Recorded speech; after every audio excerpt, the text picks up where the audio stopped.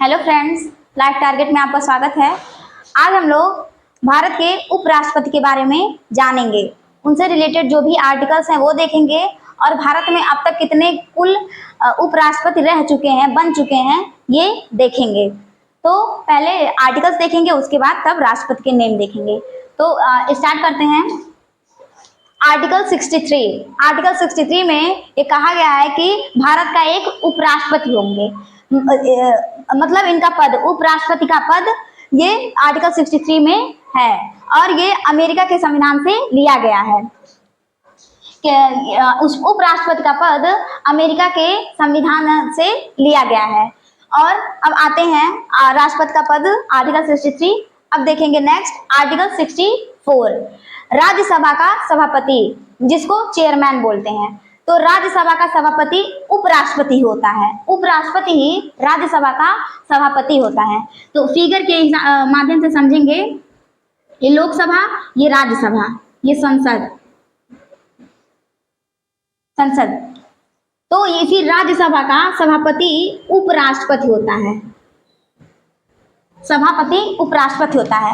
और लोकसभा का अगर, तो राज्यसभा का सभापति होने के कारण ये राज्यसभा का जो भी है ये संभालते हैं, राज्यसभा का। और लोकसभा में लोकसभा अध्यक्ष जो रहते हैं वो लोकसभा का देखरेख लोकसभा अध्यक्ष करते हैं और राज्यसभा का देखरेख सभापति करते हैं। जो उपराष्ट्रपति, भारत के उपराष्ट्रपति जो रहते हैं वही राज्यसभा के सभापति भी होते हैं। तो लेकिन ये लोकसभा जो अध्यक्ष होते हैं ये लोकसभा के सदस्य ही रहते हैं, लेकिन राज्यसभा के सदस्य सभापति, उपराष्ट्रपति नहीं होते हैं। सभापति, ये जो सभापति होते हैं वो ना लोकसभा के सदस्य होते हैं और ना राज्यसभा के सदस्य होते हैं। ये भारत के उपराष्ट्रपति होते हैं जो राज्यसभा के सभापति के रूप में काम करते हैं। और सभापति के पद पर, सभापति के रूप में काम करने की वजह से ही इनको सैलरी दिया जाता है। इनको वेतन सभापति के रूप में काम करने की वजह से ही दिया जाता है। इनको उपराष्ट्रपति पद के लिए सैलरी नहीं दिया जाता है। ऐसा संविधान में कहा गया है कि एक व्यक्ति दो पद पर काम नहीं कर सकता, और अगर कर भी रहा है तो सिर्फ एक पद पर काम करने के लिए उसको सैलरी दिया जाएगा। तो यही इन पे भी लागू होता है। इनको सिर्फ सभापति होने की वजह के लिए दिया जाता है वेतन, और उस उपराष्ट्रपति पद के लिए इनको वेतन नहीं दिया जाता है। और इनके वेतन का बात करें कि उपराष्ट्रपति का एक माह का वेतन कितना है तो 4 लाख वेतन है। तो आई होप आप लोग को ये समझ में आया होगा। तो ये राज्यसभा का सभापति होते हैं उपराष्ट्रपति, जिसको चेयरमैन बोलते हैं। तो ये आर्टिकल 64 के अंतर्गत आएगा। अब नेक्स्ट देखेंगे आर्टिकल 65, कार्यवाहक राष्ट्रपति। कार्यवाहक राष्ट्रपति, जब राष्ट्रपति का पद रिक्त हो जाता है, मीन्स खाली हो जाता है, तब भारत का उपराष्ट्रपति उनके पद पर कार्यवाहक राष्ट्रपति के रूप में कार्य करता है। जैसे अब क्या क्या रीजन है कि कब कब राष्ट्रपति का पद रिक्त होता है, तो 5 कंडीशन है, उनके 5 रीजन है। पहला, अगर राष्ट्रपति का कार्यकाल खत्म हो गया हो, मीन्स 5 वर्ष वो अपने पद पर रह चुके हैं और ज्यादा हो रहा हो, और त्याग पत्र दे दिए हो, त्याग पत्र, अगर भारत का राष्ट्रपति वो त्याग पत्र दे दिए हो, और महाभियोग से उनको हटा दिया गया हो, या फिर पद के दौरान मृत्यु हुआ हो उनका कार्यकाल के दौरान। और 5वां कंडीशन, निर्वाचन अवैध हो। तो ये 5 कंडीशन है जिसमें राष्ट्रपति का पद रिक्त होता है, खाली होता है। तो ये कार्यकाल को छोड़ के बाकी चारों कंडीशन में भारत का उपराष्ट्रपति राष्ट्रपति के पद पर कार्यवाहक राष्ट्रपति के रूप में काम करता है, लेकिन कार्यकाल में नहीं। अगर मान लीजिए राष्ट्रपति का कार्यकाल कंप्लीट हो गया है 5 वर्ष और किसी वजह से चुनाव नहीं हो पाया है, तो उस राष्ट्रपति को कहा जाएगा कि कुछ दिन और आप इस पद पे काम करिए। तो इस कंडीशन में उनको समय दिया जाता है, राष्ट्रपति को समय दिया जाता है कि कुछ समय तक और अभी पद पर रहिए। लेकिन ये 4 ऐसे कंडीशन हैं कि इस चारों कंडीशन में भारत का उपराष्ट्रपति कार्यवाहक राष्ट्रपति के रूप में काम करेंगे। कब? जब राष्ट्रपति का पद रिक्त होता है तब। और जब वो राष्ट्रपति के पद पर कार्यवाहक राष्ट्रपति के रूप में काम करेंगे, तब जो ओरिजिनल राष्ट्रपति का शक्ति होता है, जो जो शक्तियां ओरिजिनल राष्ट्रपति को प्राप्त होती हैं, वही कार्यवाहक राष्ट्रपति को भी प्राप्त रहेंगी। जब तक वो उस पद पर काम करेंगे तब तक, और उनको भी वेतन ओरिजिनल राष्ट्रपति के ही कितना मिलेगा, जितना कि सॉरी ओरिजिनल राष्ट्रपति को जितना वेतन मिलता है उतना ही उपराष्ट्रपति को दिया जाएगा। कब दिया जाएगा? जब वो कार्यवाहक राष्ट्रपति के रूप में काम करेंगे तब, और जब तक करेंगे तब तक दिया जाएगा। उसके पहले उनको 4 लाख दिया जाता है। तो ये था कार्यवाहक राष्ट्रपति। अब एक बात आता है कि ये तो लोकसभा के सभापति होते हैं, तो जब ये कार्यवाहक राष्ट्रपति बन जाएंगे तो लोकसभा का काम कौन देखेगा, सॉरी राज्यसभा का काम कौन देखेगा? तो उस कंडीशन में एक उपसभापति होता है, उपसभापति। उस कंडीशन में तब जब सभापति वहां चले जाते हैं, कार्यवाहक राष्ट्रपति के रूप में काम करने लगते हैं, तो उस समय राज्यसभा को उपसभापति संभालता है। अब तो ये आर्टिकल 65 के अंतर्गत आएगा। अब आगे देखेंगे निर्वाचन। आर्टिकल 66 में निर्वाचन मीन्स निर्वाचन उपराष्ट्रपति के चुनाव में कौन कौन भाग लेता है, कौन कौन भाग लेगा? लोकसभा के मेंबर और राज्यसभा के मेंबर ये भाग लेंगे, जिसको एमपी बोलेंगे दोनों, और राज्यसभा के मनोनीत सदस्य भी इसमें भाग लेते हैं इनके चुनाव में। और ये निर्वाचन नीति मीन्स ये किस तरह से होता है, इनकी किस नीतियां पर आधारित, कौन कौन से नीति हैं उपराष्ट्रपति के चुनाव के लिए। तो इसमें भी सेम राष्ट्रपति का जो जिस नीति पर होता है उसी नीति पर उपराष्ट्रपति का भी होता है। एकल संक्रमणीय शासन प्रणाली, समान अनुपातिक प्रतिनिधित्व प्रणाली, इन्हीं 2 प्रणालियों के आधार पर इनका निर्वाचन होता है। यही सेम राष्ट्रपति का भी होता है। तो इन दोनों को हम एक वीडियो है जिसमें एक्सप्लेन कर दिए हैं कि किस तरह होता है। तो आई होप आप लोग को निर्वाचन समझ में आया होगा। और इसी निर्वाचन में इनकी योग्यताएं और शर्त भी बताया गया है। इसके लिए कोई अलग आर्टिकल नहीं रखा गया है, निर्वाचन में ही इनकी योग्यताएं और शर्त रखा गया है। तो योग्यता ये है कि वो भारत के नागरिक होने चाहिए और 35 वर्ष आयु पूरा कर लिए हों, और वो उनके 20 प्रस्तावक और 20 अनुमोदक होने चाहिए, तब जाके वो राष्ट्रपति के चुनाव में खड़े हो सकते हैं। और एक कि वह 15,000 रुपया जमानत राशि रखने के योग्य हो, रख सकते हो। तो ये सारी चीजें ये इनके योग्यता है, क्वालिफिकेशन है कि ये इतना होना चाहिए। और शर्तें, कंडीशन क्या क्या है कि क्या क्या नहीं होना चाहिए। तो शर्तें ये कि वो पागल नहीं होने चाहिए, दिवालिया नहीं होने चाहिए, लाभ के पद पर न काम करते हो, लाभ के पद पर नहीं होने चाहिए। और एक है कि वह लोकसभा और राज्यसभा के सदस्य नहीं होने चाहिए। तो इसको लाभ के पद को और लोकसभा राज्यसभा के सदस्य नहीं होने चाहिए, इसको समझ लेते हैं। कि लाभ के पद को कहेंगे मीन जैसे कि गवर्नमेंट जॉब जो ना करता हो, वो अगर जो गवर्नमेंट जॉब कर रहा है और उसको राष्ट्रपति के चुनाव में खड़ा होना है, तो उसको उस पद से इस्तीफा देना होगा, तब जाके वो राष्ट्रपति के चुनाव में खड़ा हो सकता है। और अगर लोकसभा राज्यसभा के मेंबर हैं और वो चुनाव लड़ना चाहते हैं राष्ट्रपति का, तो उनको वो लड़ सकते हैं, वो लड़ें। लेकिन जब वो अगर मान लीजिए वो लड़ रहे हैं और राष्ट्रपति के चुनाव में वो जीत गए, तो उनको इस जो उनका पिछला पद था उससे हट जाएंगे और राष्ट्रपति पद पर काम करने लगेंगे। लेकिन अगर नहीं जीतते हैं तो फिर अपने वापस जहाँ थे वहां पे आ जाएंगे, वहां का काम संभालेंगे।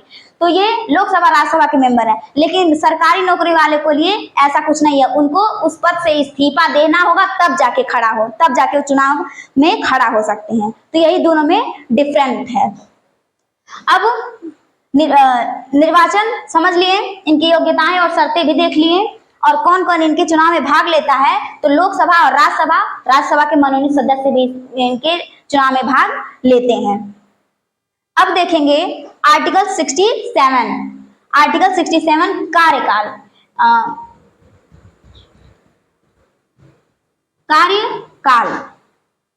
कार्यकाल अगर उपराष्ट्रपति का देखें तो 5 साल का होता है, 5 ईयर का होता है।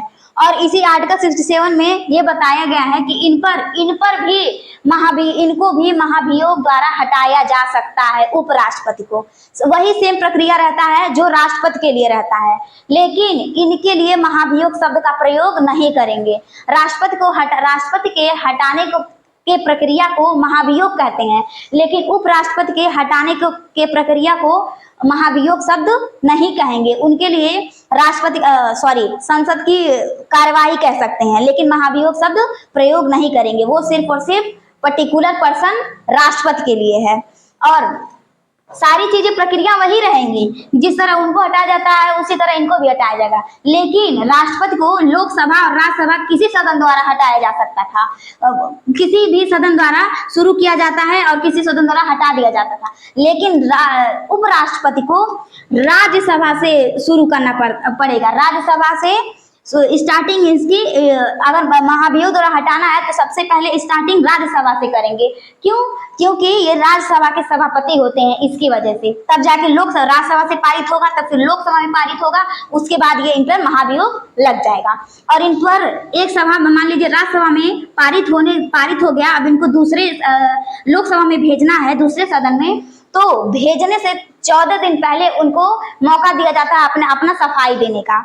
14 दिन पहले उनको सूचना दे दिया जाता है कि यहाँ पर महाभियोग लगाया जा रहा है। तो ये सारी बातें आर्टिकल 67 के अंतर्गत आ जाएंगी। अब देखेंगे आर्टिकल 68 उपराष्ट्रपति के चुनाव का समय, मीन्स कितना समय है उपराष्ट्रपति का चुनाव, कितने समय में हो जाना चाहिए। तो अगर राष्ट्रपति को देखें तो राष्ट्रपति का चुनाव 6 महीने के अंदर हो जाना चाहिए। ये निर्धारित समय है कि 6 महीने के अंदर होना है तो होना है, लेकिन उपराष्ट्रपति का चुनाव कह दिया जाता है कि यथाशीघ्र करवा लिया जाए, यथाशीघ्र हो जाए, लेकिन कोई टाइमिंग नहीं निर्धारित की गई है कि इतने समय में हो जाए, 6 महीने, 2 महीने, 3 महीने, ऐसा कुछ कहा नहीं गया है, लेकिन ये कहा गया है कि यथाशीघ्र करवा लिया जाएगा। तो आर्टिकल 68 में यही इतना है, यही बस बताया गया है कि इनके लिए कोई निर्धारित समय नहीं है, लेकिन यथाशीघ्र इसको भी करवा लिया जाता है। अब आगे देखेंगे आर्टिकल 69 शपथ, ओथ जिसको बोलेंगे। तो उपराष्ट्रपति को शपथ कौन दिलाता है? भारत के राष्ट्रपति इनको उपराष्ट्रपति को शपथ दिलाते हैं। अब आते हैं आर्टिकल 70 आपात के समय कार्यवाहक राष्ट्रपति।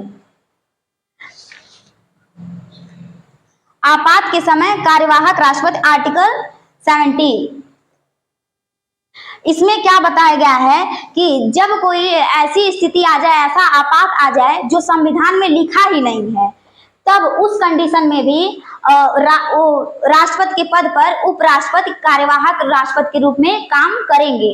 मीन्स समझ में नहीं आया होगा कि ऐसा कोई काम हो जाए, ऐसा कोई वो उस समय का सिचुएशन हो जाए कि राष्ट्रपति का पद रिक्त हो जाए, तो उस समय उपराष्ट्रपति राष्ट्रपति के पद पर कार्यवाहक राष्ट्रपति के रूप में काम करेंगे। ऐसा कंडीशन कभी आया नहीं है और कभी आएगा भी नहीं, लेकिन मान लीजिए अगर आ जाता है तो ये आर्टिकल 70 के अंदर बताया गया है। जैसे कि मान लीजिए राष्ट्रपति को किडनैप कर लिया जाए, या फिर किडनैप हो जाए, या फिर कहीं मतलब कुछ समय के लिए गायब हो जाए, उनका अता पता ना हो, तो ऐसे कंडीशन में उपराष्ट्रपति उनके रूप में उनके पद पर काम करेंगे। तो ये आर्टिकल 70 के अंतर्गत आता है। अब आर्टिकल 71 देखेंगे। आर्टिकल 71 में राष्ट्रपति उपराष्ट्रपति के चुनाव में विवाद। अगर राष्ट्रपति और उपराष्ट्रपति के चुनाव में कोई विवाद हो जाता है, कोई प्रकार का झगड़ा हो जाता है, तो उसका निपटारा सुप्रीम कोर्ट करता है। उसका जो भी देखना रहेगा कि क्या क्या हुआ है, किस प्रकार का दंगा हुआ है, तो उसका निपटारा सुप्रीम कोर्ट करता है। राष्ट्रपति और उपराष्ट्रपति के चुनाव में किसी प्रकार का अगर विवाद हुआ तो ये आर्टिकल 71 के अंतर्गत आ जाता है। तो हमने ये सारे आर्टिकल्स क्लियर किए। आई होप ये आप लोग को समझ में आया होगा। अब आगे देखेंगे कि अब तक के कुल कितने राष्ट्रपति रह चुके हैं।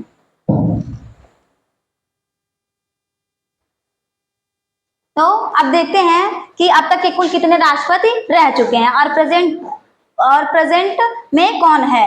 तो पहले उपराष्ट्रपति कौन थे? डॉक्टर सर्वपल्ली राधाकृष्णन। इनका कार्यकाल देखें तो 1952 से 1962, मीन्स ये लगातार 2 बार राष्ट्रपति पद पर काम किए हैं, और ये भारत के प्रथम उपराष्ट्रपति थे जो कि लगातार 2 बार उपराष्ट्रपति पद पर काम किए हैं। अब आते हैं सेकंड पे, डॉक्टर जाकिर हुसैन। और डॉक्टर सर्वपल्ली राधाकृष्णन के जन्मदिन के अवसर पर 5 सितंबर को शिक्षक दिवस के रूप में सेलिब्रेट करते हैं। और डॉक्टर सर्वपल्ली राधाकृष्णन को 1954 ईस्वी में भारत रत्न से सम्मानित किया गया था। 1954 में सर्वपल्ली राधाकृष्णन को भारत रत्न से सम्मानित किया गया था। और 1954 में इनके साथ साथ और 2 लोग को सम्मानित किया गया था, सीवी रमन थे और एक राजगोपालाचारी।